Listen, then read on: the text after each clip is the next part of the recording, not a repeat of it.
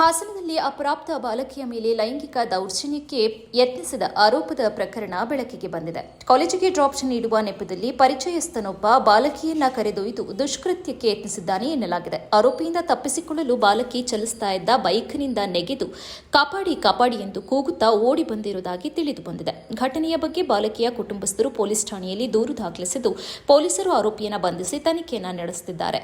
ಹಾಸನದಲ್ಲಿ ಅಪ್ರಾಪ್ತ ಬಾಲಕಿಯ ಮೇಲಿನ ದೌರ್ಜನ್ಯ ಯತ್ನ ಪ್ರಕರಣ ಇದೀಗ ವ್ಯಾಪಕ ಚರ್ಚೆಗೆ ಕಾರಣವಾಗಿದೆ. ಮಾಮೂಲಿ ಗಾಡಿ ರನ್ನಿಂಗ್ ಅಲ್ಲಿ ಬರ್ತಾ ಇದ್ದೆ ನಾನು.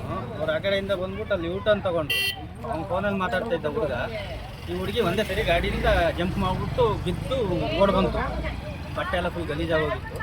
ಓಡ್ ಬಂದ್ಬಿಟ್ಟು ಕಾಪಾಡಿ ಅವ್ರನ್ನ ಸಾಯಿಸ್ಬಿಡ್ತಾರೆ ಅಂತ ಹೇಳ್ಬಿಟ್ಟು ಅಲ್ಲೇ ಬಿದ್ದು ರೋಡಲ್ಲೇ ಬಿದ್ದೋಯ್ತು. ಅಲ್ಲಿ ಅದೊಂದು ಡೈರೆಕ್ಟಾಗಿ ನೋಡಿರೋದು ನಾವು ಕಣ್ಣಾರೆ.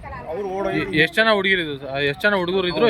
ಹುಡುಗ ಒಬ್ಬ ಇದ್ದಿದ್ದು ಬೈಕಲ್ಲಿ, ಇಬ್ಬರೇ ಬಂದಿದ್ದು ಬೈಕಲ್ಲಿ. ಒಟ್ಟಲ್ಲಿ ಆ ಹುಡುಗಿ ಸಡನ್ ಆಗಿ ನನ್ನ ಕಣ್ಣು ಮುಂದೆ ನಾನು ಗಾಡಿ ಹಂಗೆ ಸ್ಲೋ ಮಾಡಿದೆ, ಹಂಗೆ ಎಗರ್ಬಿಟ್ಟು ಬಿದ್ದುಬಿಟ್ಟು ಎದ್ದು ಓಡ್ ಬಂದ್ಬಿಡ್ತು ಕಾಪಾಡಿ ಅಂತ.